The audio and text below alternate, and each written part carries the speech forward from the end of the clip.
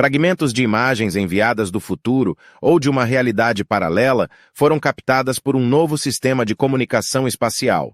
Essas imagens fragmentadas foram reconstruídas por inteligência artificial. Não sabemos o local exato de onde estas imagens foram feitas, porém sabemos que são da Terra e que foram tomadas do continente sul-americano. Prepare-se, você verá essas imagens agora.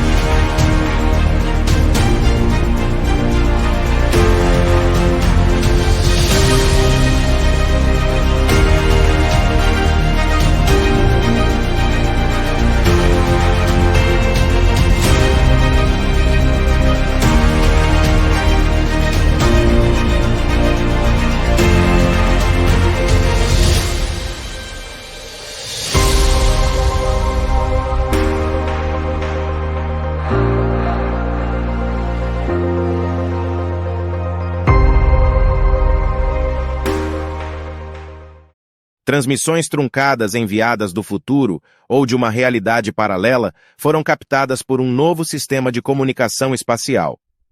Essas mensagens frequentemente falam de um dia em que uma equipe de cientistas realizou um experimento que viola a física conhecida. O experimento resultou em uma esfera de gelo emergindo do Atlântico Sul.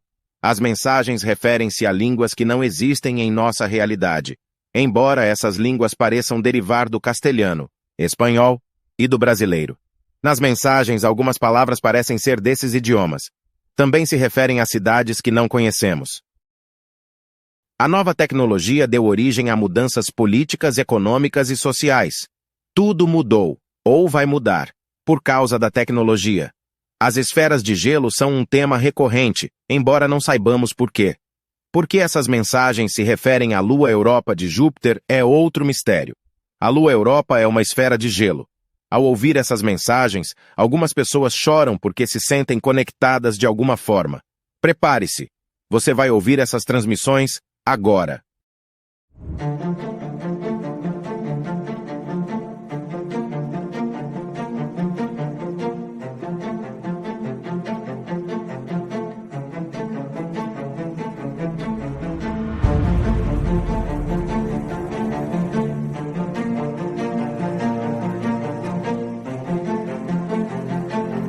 A tecnologia secreta ascende, um conto de ficção científica.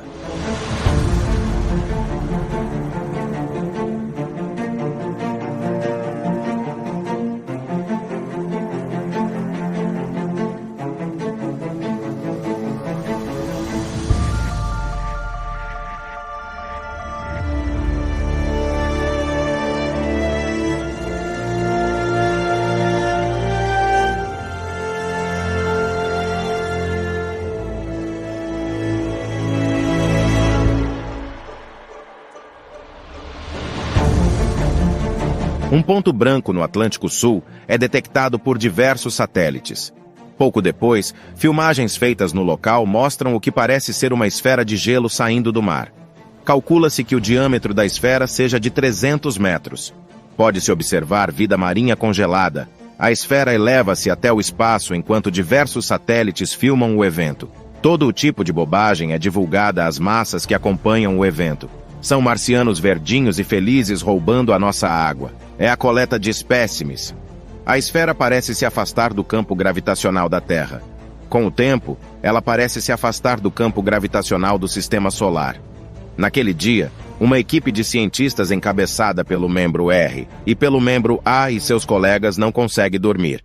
Eles e seus colegas saem de seu laboratório na seguinte ordem: G, G-L-O-R-I-A, glória.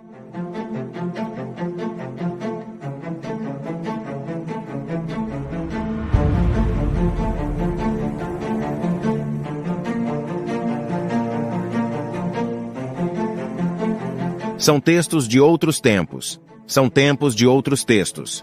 Metade daqueles cientistas cresceu ao norte do complexo urbano de Sudamericanilha, em uma região onde o espanhoguês era falado.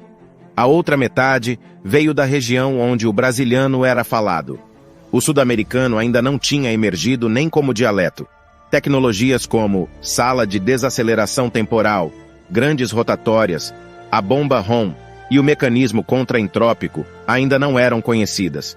A teoria sobre verdinhos e felizes perdeu o sentido logo no início.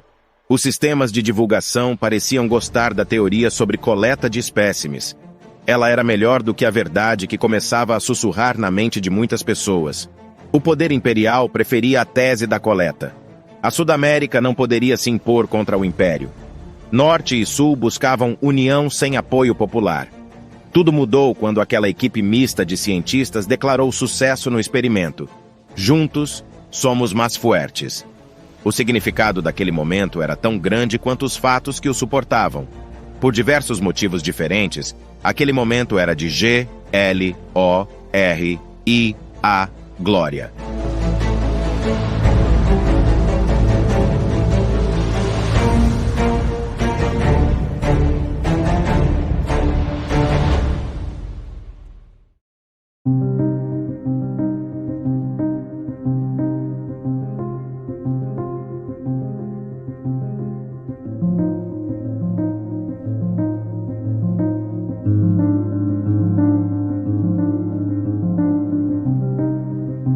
As imagens mostravam que eles podiam elevar uma esfera de gelo ao espaço. Eles podiam congelar a água do mar em uma região quente do planeta. De onde viria a energia para tudo isso? O poder central sentiu-se ameaçado com tamanha tecnologia. O poder ameaçou guerra contra Norte e Sul da Sudamérica se ela não entregasse os seus segredos. Sentindo-se fragilizada, a Sudamérica uniu-se na resposta. Em caso de intervenção, haverá uma esfera de gelo para cada dispositivo inimigo. Naquele tempo, não existia defesa para uma chuva de esferas de 300 metros de diâmetro. Foi um grito de independência. Também foi um grito de união, ainda que isso não tenha sido percebido na época. A percepção de um inimigo comum favorecia a união. Do ponto de vista da ciência conhecida até então, nada fazia sentido. Blocos de gelo não se formam em um mar quente de forma espontânea. Naquele tempo, o planeta como um todo era mais quente. Quanto mais massivo for um corpo, maior é a força-peso. Dois princípios básicos pareciam ter sido violados no experimento: entropia e gravidade. Aquele era um ponto de ruptura com o passado. Era o berço da contra-entropia.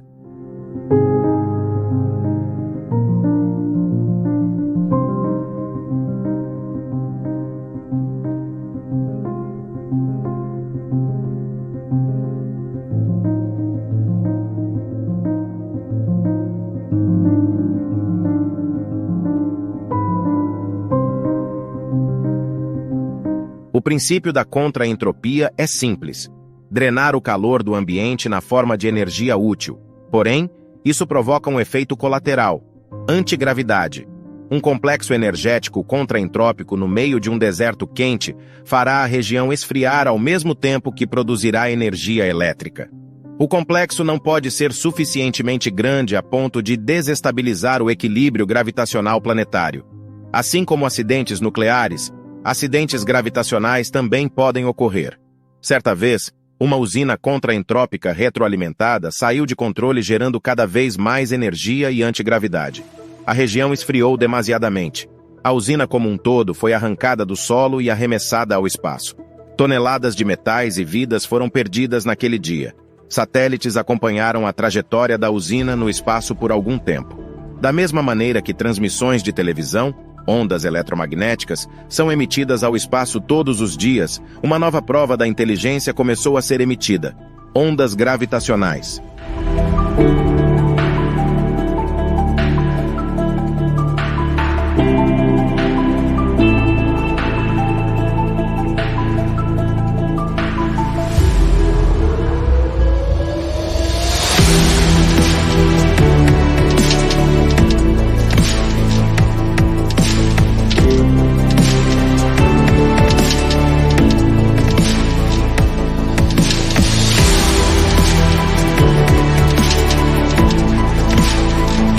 Com energia elétrica quase gratuita, o complexo urbano de Sudamericanilha viveu grandes transformações. Com energia sobrando, em uma cidade que não podia se erguer para o alto, máquinas construíram uma nova cidade nos subterrâneos. A cidade parecia se expressar através do seu brilho noturno. Os sistemas de transportes foram todos desviados para os subterrâneos. Assim, as pessoas poderiam caminhar livremente pela superfície. Máquinas para fins de transporte não eram permitidas na superfície. Até então, a maior parte dos sul-americanos não conhecia a Sudamérica. Poucos deles tinham estado nos Andes, na Patagônia, no Atacama ou na Amazônia. O poder central oprimia culturalmente os sul-americanos de forma que as massas desaculturadas sonhavam em visitar parques de diversão do império em outros continentes. Mal sabiam eles como é impressionante, lindo e impactante estar no alto congelado dos Andes, olhar o Pacífico de um lado e o deserto interior do outro.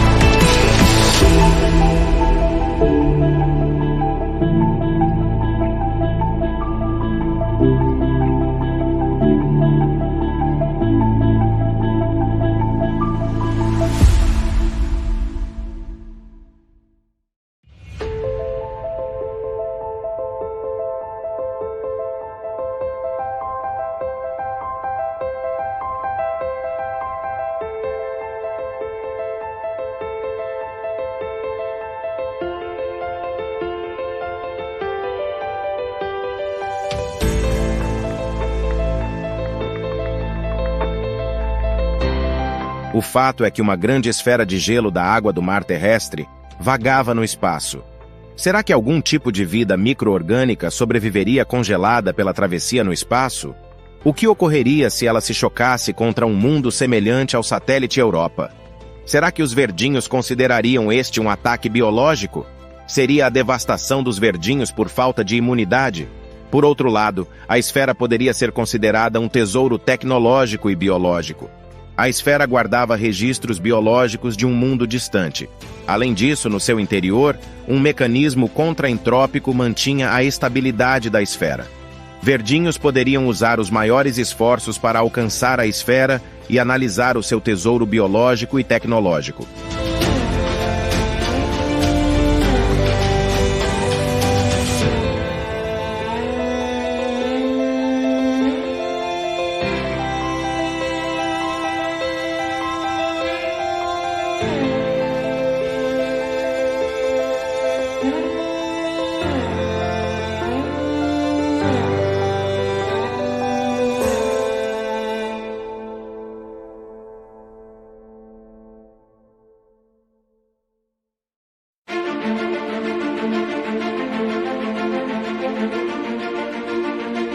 Um grande cientista sul-americano cuidava de uma plantinha verdinha escura.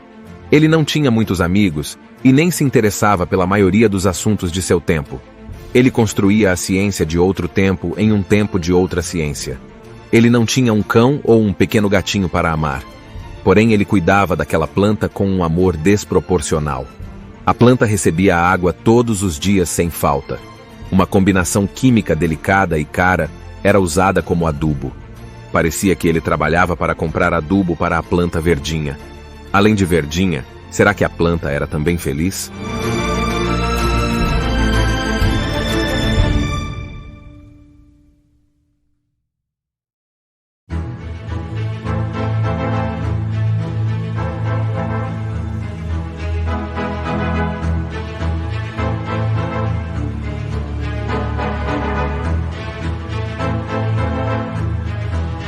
São textos de outras tecnologias.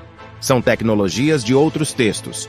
Naves em que suas linhas desejavam navegar pelo universo conhecido foram desenvolvidas. No Egito Antigo, um grande avanço tecnológico foi alcançado. Naves, barcos, com velas capazes de navegar sem remadores foram construídas. As mentes brilhantes são reconhecidas quando o tempo em que elas viveram é entendido. O mesmo é válido para os planadores contraentrópicos desenvolvidos pelos sud-americanos. Nos dias de hoje, a tecnologia contraentrópica está ultrapassada. Ela foi desenvolvida em um tempo em que o sul-americano não existia nem como dialeto. Assim como naves do mundo antigo poderiam cruzar o universo conhecido da época usando o vento, um planador era propulsionado por gravidade e antigravidade, podendo explorar o mundo sem a necessidade de uma forma melhorada de remadores, motores. Desde os barcos do Egito, a tecnologia aerodinâmica foi aperfeiçoada por milênios. A aerodinâmica associada à tecnologia contraentrópica permitia a construção de aeronaves sem motores. Elas deslizavam pelo ar, assim como os veleiros deslizavam sobre o oceano antigo. O vento gravitacional nunca para de soprar. Sem motores, o único barulho produzido era o som do ar sendo cortado. Sem motores, sem fumaça, sem partes móveis complexas, sem manutenção cara, era o sonho de todo o piloto de aeronave daquele tempo. Aquela tecnologia reescreveu o significado de planar. Os egípcios deslizavam pela água. Os sud-americanos deslizavam pelo ar e pela gravitação.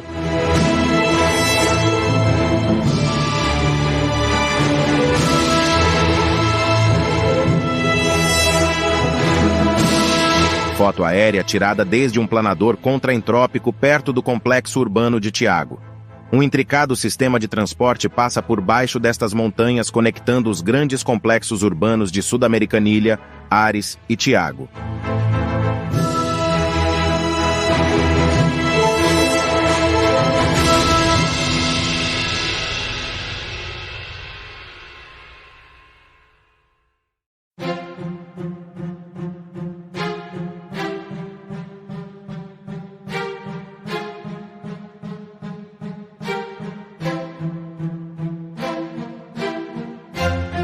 É incrível como vida e morte se entrelaçam de forma semelhante que a riqueza e a pobreza.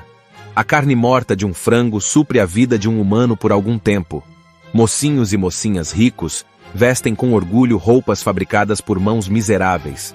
Pensamentos voavam na cabeça do cientista, enquanto ele aproveitava uma tarde de sol em um parque na fria cidade de Ares.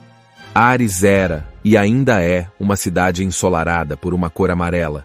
É cheia de árvores, livrarias, belos prédios e um povo romântico, culto e que gosta do seu passado.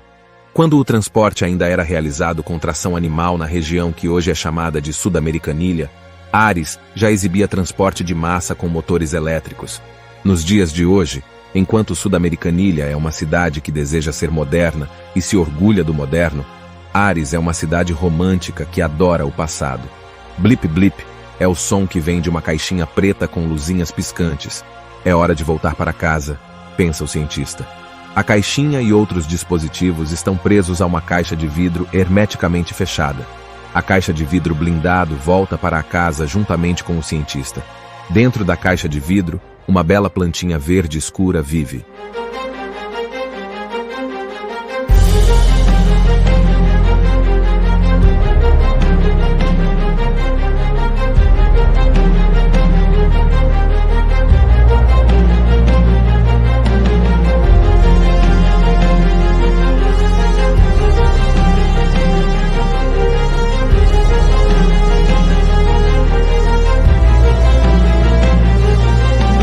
Foto aérea tirada desde um planador contraentrópico em algum lugar entre os complexos urbanos de Ares e Tiago.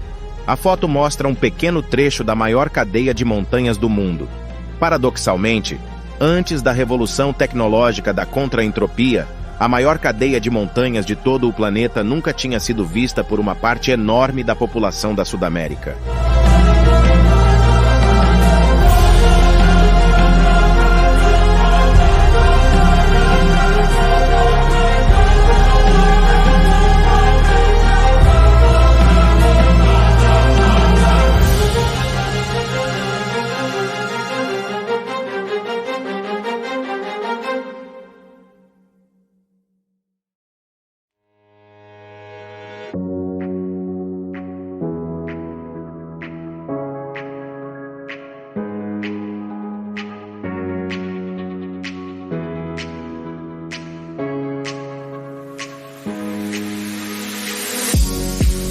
Células animais são depositadas em um recipiente.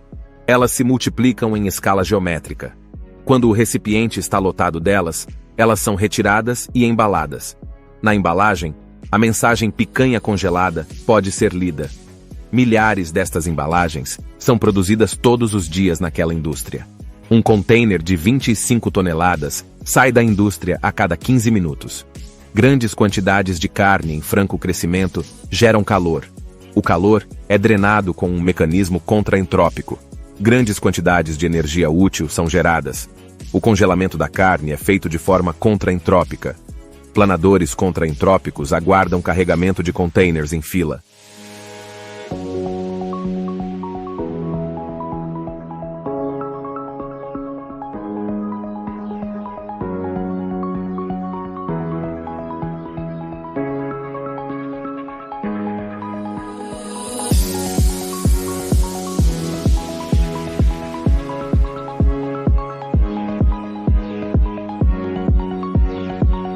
Você já acordou se sentindo uma banana ou um rato?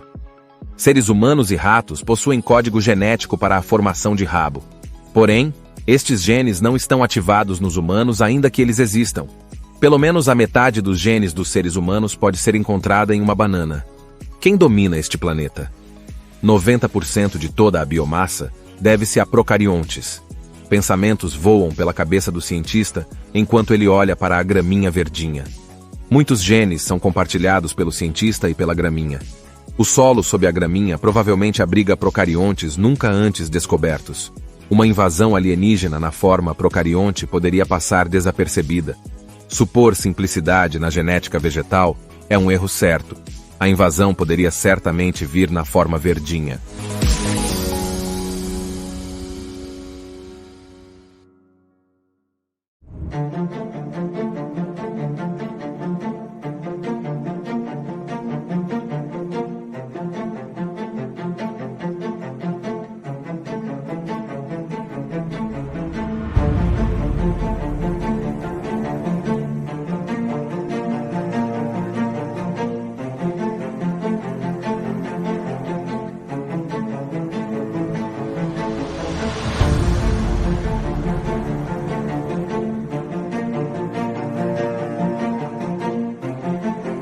Passaram-se 10 horas desde o meio-dia.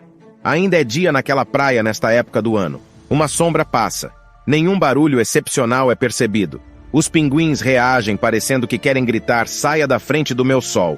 Um grupo de dedicados cientistas parece estar mais preocupado com a reprodução dos pinguins do que com a reprodução deles próprios. Pinguins dividem a praia com blocos de gelo e cientistas. A sombra passa assim como a nave que a gera. Com a tecnologia contraentrópica, o início da viagem lembra a decolagem de um balão. O dia nesta região do planeta pode durar muito tempo, porém, ele tem um fim. Os cientistas liderados por F e seus amigos voltam para casa na seguinte ordem: F, I, M, fim.